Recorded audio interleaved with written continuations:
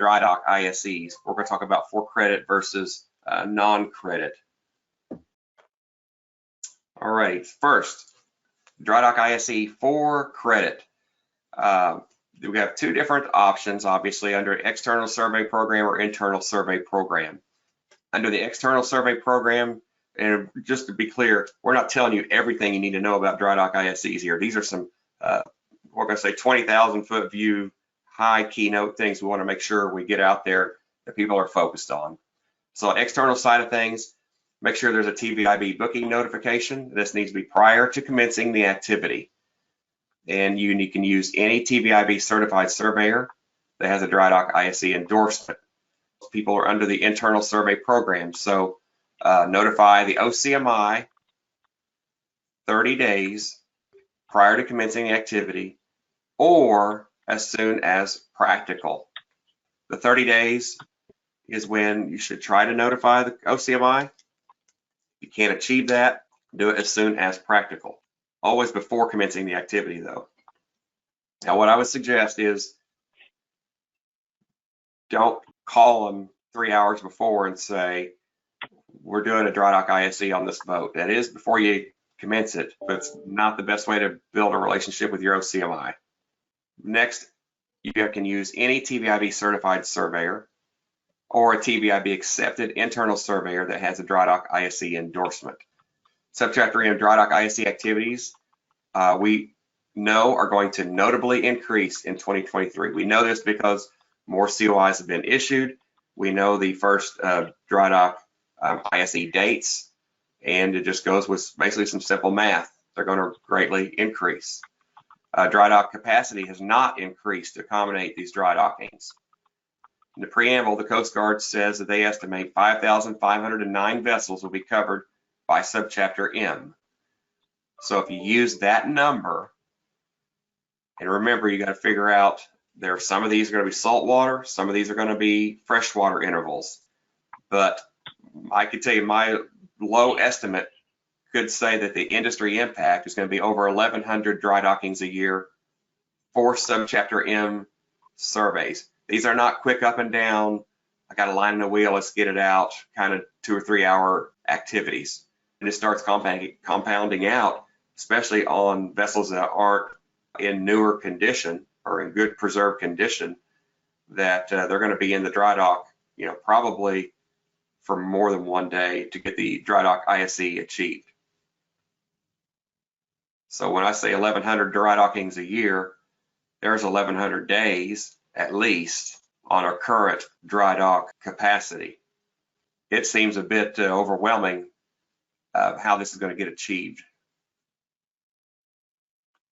So based on that, TVIB recommends that you complete your dry dock ISE sooner than later. Based again there because there's going to be reduced dry dock capacity. And then of course there's going to be increased surveyor demand as well. So plan ahead. Any issues identified during the dry dock ISE most likely will have to be corrected and verified prior to concluding the for credit activity. And keep in mind, when done, the surveyor is stating that the vessel is suitable for the service and route until the next credit dry dock activity. So when you come in, if you're doing if you're on a freshwater interval, a 5-year interval, when that boat concludes it's the for credit dry dock period, the surveyor is going to say, okay, I think this boat is ready until its next for credit dry dock. So this is the non-credit dry dock. So the owner or managing operator notifies TVIB upon identifying the following hull repairs necessary. Any portion of the fuel tank, repair crossing 2 or more frames, inserts that are greater than 324 square inches. So as soon as you know you're going to need to do a repair that meet any of those 3 criteria, notify TVIB. You can do that by submitting a booking notification as soon as your date and time of repairs is known. If it's going to be something that happens during non-business hours, go ahead and call the 24-hour hotline. These repairs, they are usually because of a marine casualty that's occurred, so we probably already know about it, but it doesn't have to be. So that's why we want to make sure we have this on there, that if you have a situation where any repair of the fuel tank, any repair that crosses 2 or more frames, or any insert that's going to be greater than 324 square inches, you need to notify TVIB. Repairs meeting the above criteria will likely require attendance by a TVIB certified or a TVIB internally accepted dry dock ISE surveyor. And this is to review and accept repairs. So non-credit dry dock. For Coast Guard notifications, there are none under the TSMS option. And if you want to go look at CVC Work Instruction 0291, you can go there and you'll see where that's identified. But there are TVIB notifications and some other clarifications I want to give out. So there's no need to notify TVIB for things like a line or a wire in a wheel. And a non-credit dry dock could be necessary to address a post-casualty CG 835V. So just to be real clear, I'm going to go back to this list right here. These 3 things, these are the things that TVIB have to be notified of if you're going to go in dry dock. This is for a non-credit dry dock. Obviously, if it's credit dry dock, it's totally different. And our expectation is that you will identify and correct issues based upon your TSMS. So if you go and dry dock that boat and make a repair, there's not a lot of value in us taking a look at that under your maintenance program. Really, that's what that's going to be, more of a maintenance issue.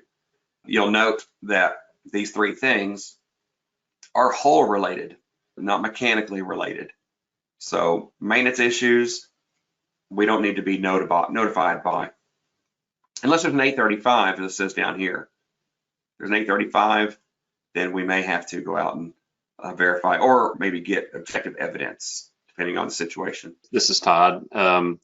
So on the non-credit side, is there a TVIB policy or something on the website that points to this? Yes, as a matter of fact, our TVIB subchapter M notifications document.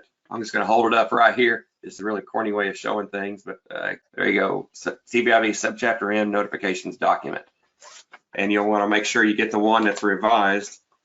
It's going to be 03 in parentheses August 20th, 2021. And what it has is it's got a list of all kinds of things. You know, it's the front and back page, but down the very bottom, it says non-credit dry dock, i.e. not for COI credit. And we reference the work instruction, and we clearly say, you know, Coast Guard notification, none. And then we tell you there on the things that have to have the notifications for TVIB. And then there's actually, if you download the PDF, you can actually click on where it says online booking notification, then it's a hyperlink. It'll take you over to the booking notification. You talked about the expectation on the annual survey at a 90 plus 90 and TVIB issuing the final report within the 90 days past the date. What is going to be the expectation in regards to the dry dock? I think we still have the same thing as far as the deadline is the deadline, but the dry docks, for credit dry docks, are just a little bit different of an animal, because you may go in dry dock, be doing the dry dock activity and internal structural exam, and you may still be in dry dock past that date that's on the COI. I can envision that happening.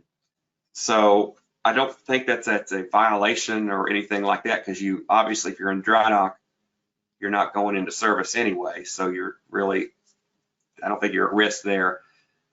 So best as possible, I would try to not find myself on the wrong side of that deadline. Make these dry dock ISEs, make sure they're planned events. Don't react to a deadline. Is it fair, and I'm basing this on some of our Coast Guard conversations, kind of getting back to David's question, that you're not going to apply for a renewal on that COI without that report. So, you know, if you've got a COI that if you've pushed that dry dock to the end of the period, whether it's a 5-year or the second in 5, you're not going to renew the COI without having the completed dry dock report to submit with that package. So I think that, to me, that's the real kicker here, is don't let that COI expire because you waited too late to get this through. Definitely, Tabitha. I mean, I'm glad you said it like that, because as far as a COI renewal, yeah, you're not going to get a new COI or renewed COI without that report.